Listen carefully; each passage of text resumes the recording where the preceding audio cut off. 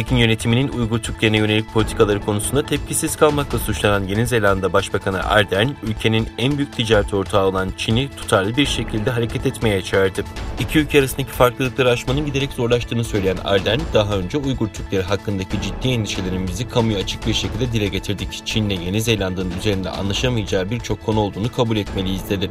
Çin ticaret zirvesine konuşan Ardern, uzlaşı sağlanamayan konuların ikili ilişkileri rayından çıkarmayacağını söyledi. Geçtiğimiz ay Beşgöz İstihbarat Ağı'nın üye ülkeleri ABD, İngiltere, Kanada, Avustralya ve Yeni Zelanda, Çin'e Sincan'da Uygur Türklerine yönelik baskıları sonlandırma ve gözaltına alınanları serbest bırakma çağrısı yapmıştı.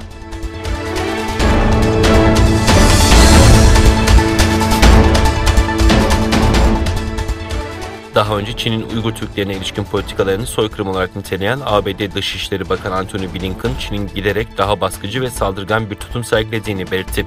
ABD Dışişleri Bakanı Antony Blinken, 2 Mayıs'ta CBS TV'nin 60 dakika programına verdiği röportajda Hong Kong ve Uygur meselelerinin Çin'in iç işleri olmadığını söyledi. Blinken, Uygurların doğum oranını düşürmek için kısırlaştırıldığını gördük. Ayrıca beyinlerinin yıkandığını, kültürlerinin ve adetlerinin reddedildiğini ve sadece Uygur oldukları için baskıya hedef olduklarını gördük dedi. CBS televizyonunda iki ülke arasındaki gerginliğe ilişkin soruları yanıtlayan Blinken, bu sorunların askeri çatışmaya dönüşme ihtimalinin bulunmadığını dile getirdi. Çin'in ülke içinde daha baskıcı ve ülke dışında da daha saldırgan bir tutum izlediğine tanık oluyoruz diyen Blinken, amacımız Çin'i baskı altına almak, durdurmak veya engellemek değil, Çin'in sınadığı bu kurallara dayalı düzeni sürdürmek ifadelerini kullandı.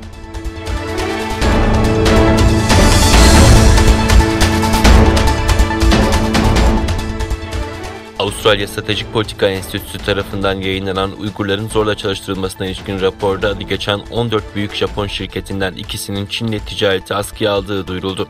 Uzun yıllardır Doğu Türkistan'dan Japonya'ya büyük miktarlarda domates ithal eden Japonya'nın en büyük catering şirketi Kagome ve Uygurların zorunlu çalıştırılmasına karıştığına inanılan Kuyoklara 27 Nisan'da Çin'le ticari bağlarını kopardıklarını duyurdular.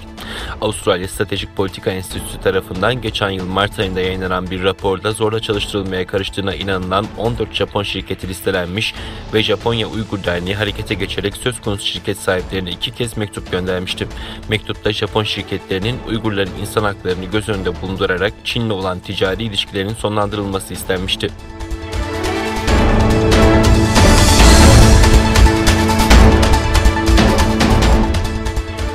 İngiltere Dışişleri Bakanı Dominic Raab, Çin ve Rusya gibi devletler karşısında aynı değerleri paylaşan ve çok taraflı sistemi korumak isteyen ülkeler topluluğu konusunda artan talep ve ihtiyaçlar olduğunu söyledi.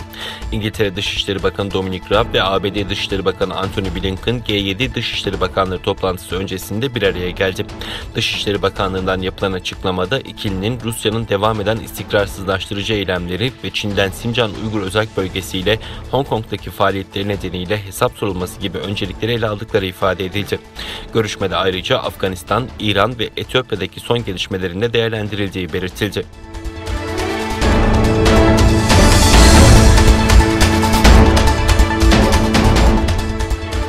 Filipinler Dışişleri Bakanlığı, Güney Çin Denizi'nde devreye gezen sahil güvenlik gemilerinin Çin tarafından engellenmesi ve taciz edilmesine tepki göstererek Çin'in eylemlerinin iki ülke arasındaki ilişkilere zarar verdiğini bildirdi.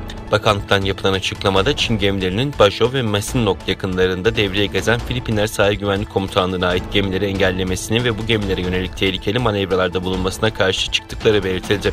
Açıklamada Çin'e ait gemilerin Filipinlerin deniz yetki alanını terk etmesi gerektiği vurgulandı. Dışişleri Bakanı, Çin'in eylemlerinin iki ülke arasındaki ilişkilere zarar verdiğini ifade etti.